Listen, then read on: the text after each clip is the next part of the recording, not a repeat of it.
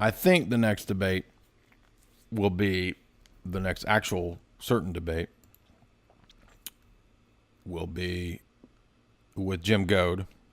And Jim Goad, well, I don't know if it was Alan at Chadcast or Jim Goad that came up with the idea first. One of the two came up with the idea first to debate on the Chadcast stream, if Jim wants to.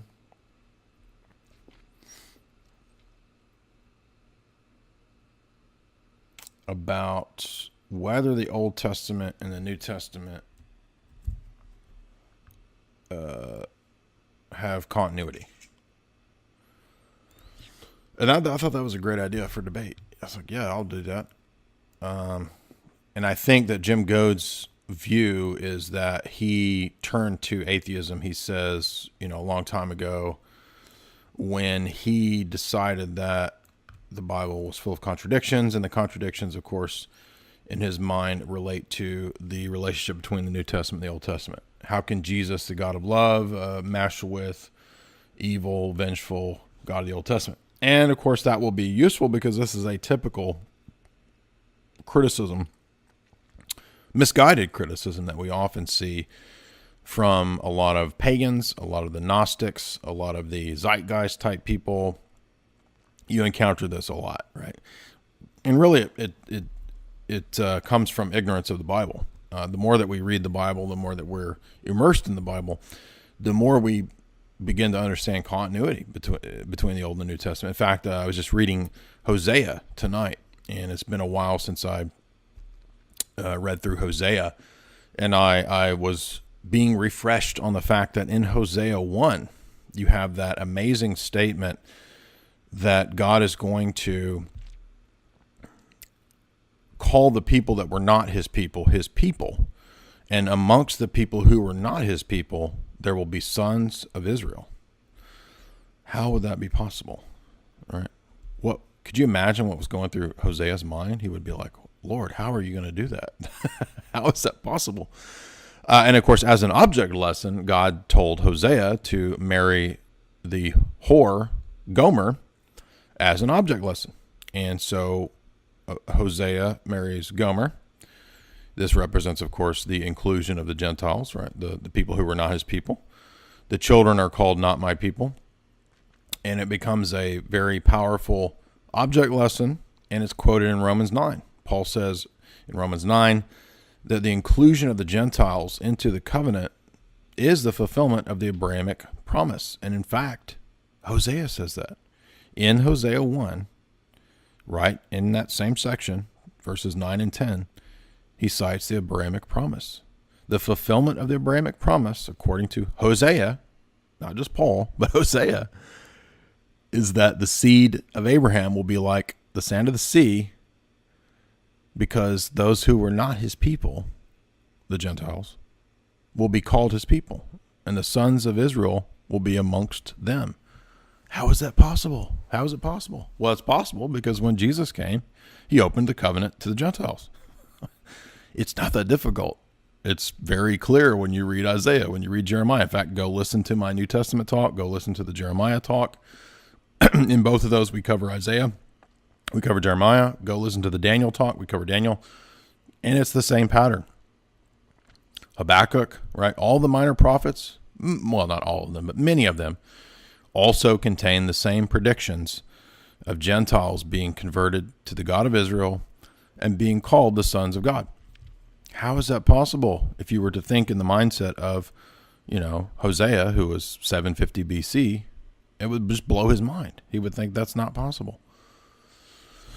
So, hopefully we can break through to, Jim Goad or some of these other people, maybe through trying to reason from the scriptures, right? When Paul in the New Testament, when he goes into the synagogues, when he does apologetics, when Apollos in the book of Acts does apologetics, he reasons from the scriptures.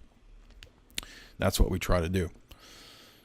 Also Sticks too, by the way. I noticed multiple times Sticks has brought up this objection. He kind of goes back to this one as one of his favorites to say that the God of the Jews, Yahweh, demands human sacrifice. And I'm like, where are you getting this? Because the whole point of the story with Abraham and Isaac is that this God doesn't demand human sacrifice. That's the whole point. Jesus is not a human sacrifice in the sense of like the pagan conception of paying a debt. No, when you understand Orthodox theology, the purpose of the death of Christ was to destroy death. It wasn't a payment. It wasn't an Anselmian penal sanction payment. It was the destruction of death itself. So Orthodox theology, of course, would remedy a lot of these mistaken conceptions of Calvinism or medieval Latin Catholicism of paying giant infinite debts. One person of the Trinity paying a debt to the other person. That's just nonsense. It doesn't even make any. It's not Trinitarian. That's ridiculous. So when you get Orthodox theology and Trinitarian theology correct, actually the rest of the soteriology works itself out. It kind of falls into place, right? There's no way that if you have Orthodox Trinitarian theology, there's no way that one person of the Trinity could pay an infinite debt to the other person. That makes absolutely no sense, because they have one will, right? God has one will by nature because there's one God. There's one nature. There's not three wills in God. Anyway, so there's no sense of one paying the other. It's just ridiculous. And that's all invented, of course, in medieval Latin theology because of the errors of Latin theology, which we've written countless articles about, done countless talks about. But I was reading Exodus, interestingly, and I reread Exodus all the way through, and I got to the latter chapters, and I did notice an interesting text that had not caught my attention before. And this could also be, I think it's Exodus 20. Well, off the top of my head, I can't remember. I got a note here for it. Let's see, where was it? And I'm not going to go into a long thing on this. I'm just bringing it up because of things I've heard Sticks say in the past few days about where he kind of mentions Christianity or something like this in passing, or maybe it was even some old videos that Sticks did where he talked about God demanding human sacrifice. And I'm just like, where is this come from? Because everywhere that you think about, and in the law, in the Torah, and in the prophets, there's nothing but railing against human sacrifice, right? And the situation with Abraham and Isaac, number one, it's actually a treatise against human sacrifice. This God does not demand that. Number two, it's a object lesson or a type that teaches the crucifixion of Christ, right? Isaac is a type of Christ. That's the point of it. It's not that God is paid by human sacrifice, right? And when we read through the text, that becomes very clear. There's universally, absolutely no requests for human sacrifice, except that I did notice some people found the text in Exodus, which I had never thought to take in this way. Oh, where is it? I've got it. I've got a note on it here somewhere. Let's see. There's a text in Exodus where God says it's in relationship to the firstborn being dedicated to him.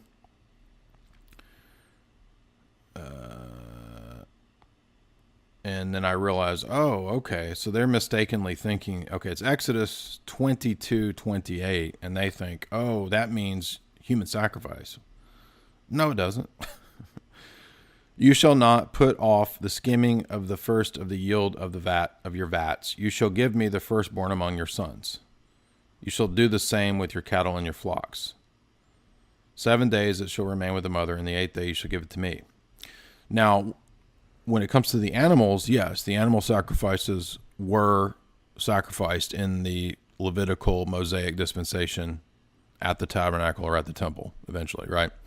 And that was part of the communal meal that the family shared with the priest when you brought your offering, your first fruits offering. Now, when it's the sons, it's not saying you sacrifice the humans to God. It's saying you dedicate them. And all you have to do is read 1 Samuel to see what that means. Because Hannah, who's barren, right, when she prays and God opens her womb, so you have a type of a miraculous birth there, right, which Hannah's prayer at the beginning of Samuel is almost a direct mirror of the Magnificat, Mary's prayer when God opens Mary's womb, right? There's a direct parallel between these two. So when you read Hannah's prayer, then you see what Hannah does. She dedicates Samuel to the temple. He goes to serve in the temple. So it's not talking about human sacrifice. That was a new one on me, right? So this is one thing you really like when you do this kind of stuff. Even if you've done this for 20 years, you don't encounter all the different possible iterations of things that people come up with, and you think, how did you come up with that? So I don't know who came up with the idea that Exodus there is meaning human sacrifice, but it's not. And if you again read the rest of the scriptures, you actually see the examples of where this plays out. Okay, like a few chapters before, right, God says, I don't want human sacrifices, right? He's not going to say, even if you don't believe the Bible, they're not so stupid as within 3 chapters to say the exact opposite and contradict. No, they would at least have some notion of continuity and not, completely contradict. Oh, don't ever have human sacrifices as an abomination. And then, a few pages later, human sacrifice your firstborn to me. No. I mean, that's another point of the Exodus, right? In the Exodus narrative, God gets rid of the firstborn of Egypt, right? Because Egypt is inhumane. Egypt attacks, Pharaoh attacked the children of Egypt in a satanically inspired attempt to destroy the seed of the coming Messiah. And then God, operating on the lex talionis, eye for eye basis, kills the firstborn of Egypt, right? And that's not a human sacrifice. It's God operating in justice. So anyway,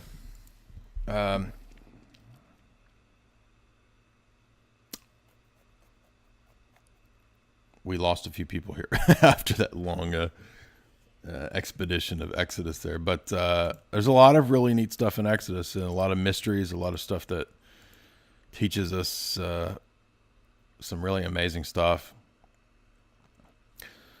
Yes, the Old Testament, you're speaking of Ragnar, you're speaking of the Witch of Endor. The Witch of Endor successfully conjures the spirit of Samuel when Saul goes to the witch, and that is considered one of the final acts of Saul's apostasy. So yes, you're correct.